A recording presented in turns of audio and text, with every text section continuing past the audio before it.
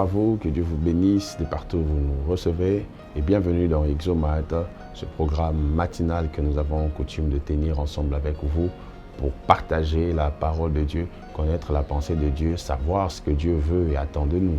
C'est très important de connaître et de savoir ce que Dieu veut pour vous, ce que Dieu veut de vous et ce que Dieu veut par vous.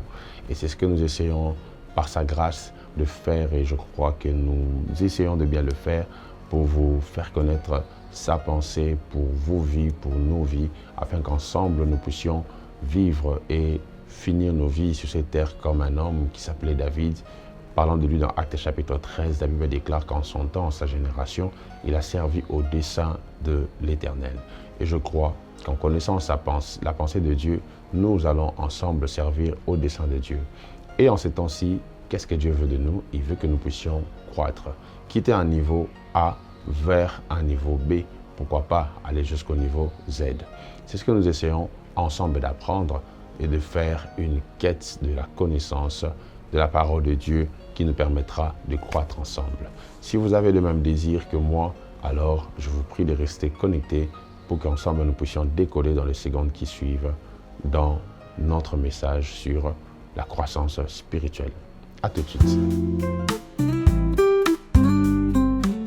Je vous invite à lire avec moi vos Bibles dans notre texte de Luc chapitre 2.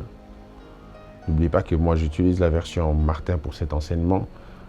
La Bible déclare au verset 52 « Et Jésus s'avançait en sagesse et en stature et en grâce envers Dieu et envers les hommes. »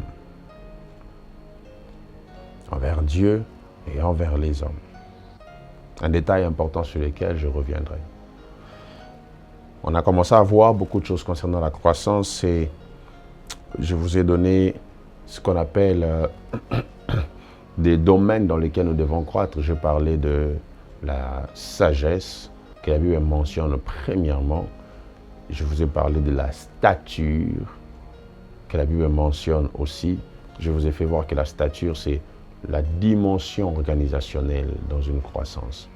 Si il n'y a pas d'organisation, une croissance sera faillible. Il est très important, très capital, de mettre du sens d'organisation dans le système de fonctionnement pour générer une croissance. Mais aussi, un troisième secteur dans lequel on est appelé à croître, c'est le don ou la grâce. Dieu nous a fait des dons et il attend que nous croissions dans ces dons-là. Et j'aimerais revenir sur un principe fondamental que j'aime toujours dire car c'est l'une des erreurs que j'ai eu à faire pendant plusieurs années en priant pour que les dons grandissent en moi. Un jour, le Seigneur m'a appris ce que je vous dis et répète toujours. On ne prie pas pour que le don grandisse, mais on prie pour grandir dans le don. Je n'oublierai jamais le jour où cet homme de Dieu me l'a dit comme ça. J'avais l'impression d'avoir été bouleversé. J'ai regretté des années de jeûne. J'ai regretté des années de prière où j'ai prié pour dire Seigneur que mon don grandisse et je ne voyais aucun résultat. Mais depuis le moment où j'avais commencé à prier pour dire Seigneur, je veux grandir dans le don, j'ai commencé à avoir des résultats. Donc, ce que Dieu donne est parfait, dit Jacques chapitre 1 verset 18. Tout don parfait, toute grâce excellente vient d'en haut. Donc, le don de Dieu est parfait. Et le support du don parfait, c'est la grâce. Alors, c'est l'homme qui grandit. C'est l'homme qui s'élargit, qui se déploie, qui se développe dans le potentiel que Dieu lui donne. Et je me permettrai aujourd'hui d'aller plus loin maintenant pour commencer à vous parler des indicateurs de la croissance.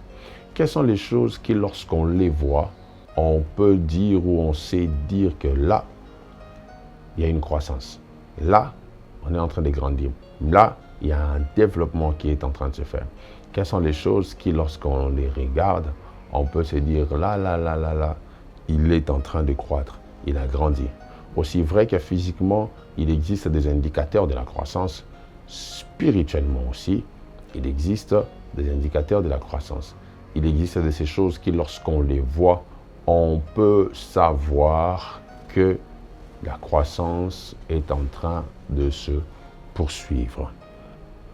Alors, comme je l'ai dit, j'aimerais le présenter encore en vous disant qu'un indicateur, c'est la chose qui vous donne des indices. Lorsque vous roulez un véhicule et que vous ne surveillez pas les indicateurs de chauffage, les indicateurs de carburant, vous risquez d'avoir un véhicule qui est en voie d'explosion sans s'en rendre compte.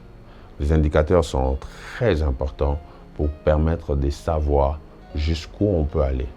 Il y a même aujourd'hui des véhicules qui vous montrent, qui vous indiquent avec telle quantité de carburant, vous pouvez rouler tel nombre de kilomètres. Et celui qui a les indicateurs au devant de lui peut savoir jusqu'où il sait aller, jusqu'où il peut avancer. Ainsi, les indicateurs sont des éléments d'identification du niveau de croissance. Et comme je l'ai dit, la croissance est censée être constatée. Il faut qu'on le constate. Comme l'apôtre Paul dit dans 1 Corinthiens 3, « J'ai planté, Apollos a arrosé, mais c'est Dieu qui a fait croître. » Quand Dieu fait croître, il faut que l'homme ait des preuves, que l'homme voie et sache que là, il y a eu ou il y a croissance parce que la touche, la main de Dieu a été placée. Et parlant d'un enfant, il y a des choses quand on voit, on sait savoir que l'enfant est en train de grandir. Vous savez, l'expérience d'être parent nous apprend beaucoup de choses. On voit nous-mêmes d'où on est venu et on voit comment on peut évaluer la croissance. À un certain moment, si votre enfant atteint un certain âge et qu'il ne parle pas, c'est qu'il y a un problème. Si votre enfant atteint un certain âge et qu'il ne marche pas, c'est qu'il y a un problème. Si votre enfant, malgré les temps qui passent, ne se développe pas physiquement, c'est qu'il y a une anomalie de croissance. Par exemple, quand un enfant commence à croître, on va voir qu'il va faire un effort de commencer à s'asseoir. Après, il va commencer à marcher à 4 pattes. Et après, il va marcher à 2 pattes. Et après, il va commencer à parler avec les autres. Il va commencer à courir. Des fois, quand je regarde mes enfants, surtout ma fille aînée, je me dis, mais est-ce que c'est vraiment cet enfant que j'ai vu être incapable de s'asseoir? À peine elle apprenait à s'asseoir, quand tu la places, en moins de 5 secondes, elle va tomber à gauche ou à droite. Mais aujourd'hui, je la vois courir dans tous les sens, faire du bruit. Je me dis, waouh, il y a un mystère derrière la croissance. On peut planter, on peut arroser. Et dans ces contextes, l'homme vient planter la sémence. La sémence est arrosée, mais c'est Dieu qui est le maître de ce qui grandit. Un mystère qui reste divin. Voilà pourquoi j'avais dit quelque chose que j'aimerais redire. La croissance n'a pas besoin de votre conscience. Vous grandissez sans savoir quand, comment et pourquoi vous grandissez. Et si le temps passe sans qu'un enfant manifeste ces différents indicateurs, on va crier à une anomalie. Ainsi, les indicateurs que je vais nous donner vont nous permettre d'évaluer les autres, mais ça ne sera pas plutôt pour évaluer les autres, ça sera pour l'auto-évaluation. Pour que chacun de nous regarde depuis que je me suis converti. Si vous n'êtes pas encore converti, je vous prie vraiment de ne pas finir cette émission sans vous repentir de vos péchés et revenir à Jésus, car il a besoin de vous et c'est même la raison principale pour laquelle nous donnons nos corps, âme et force pour vous parler. Ne laissez pas ces temps finir et je ferai cette prière à la fin, je le sens vraiment aujourd'hui. Alors, pour ceux qui sont déjà convertis, il y a des choses qui peuvent vous faire savoir si, en étant en Jésus, vous avez évolué ou vous avez reculé. Et les indicateurs vont nous permettre de savoir si nous avons évolué ou avancé. Les indicateurs ne sont pas là pour que nous regardions les défauts des autres. Les indicateurs sont là pour que nous soyons face à nos responsabilités devant la parole de Dieu et que nous puissions avancer. Alors, plusieurs personnes, malheureusement, quand on parle de ce genre de choses, développent en elles l'art du jugement. Partant de ce que le pasteur a dit, toi, tu n'évolues pas, toi ceci, toi cela. Non, vois tout ceci de manière personnelle pour que toi-même tu puisses d'abord vivre le changement. Et il y a souvent dans les églises des gens qui viennent avec ces genres d'attitudes. Moi, j'appelle ça, je les appelle des Jésus-maîtres. Donc, ils ont l'appareil de mesure de la quantité de Jésus dans une personne. Il y a des gens comme ça. Et ce genre de personnes, malheureusement, elles-mêmes n'évoluent pas. Vous verrez que les gens qui critiquent tout le monde ne font rien. Les gens qui parlent en mal de tout le monde ne font rien.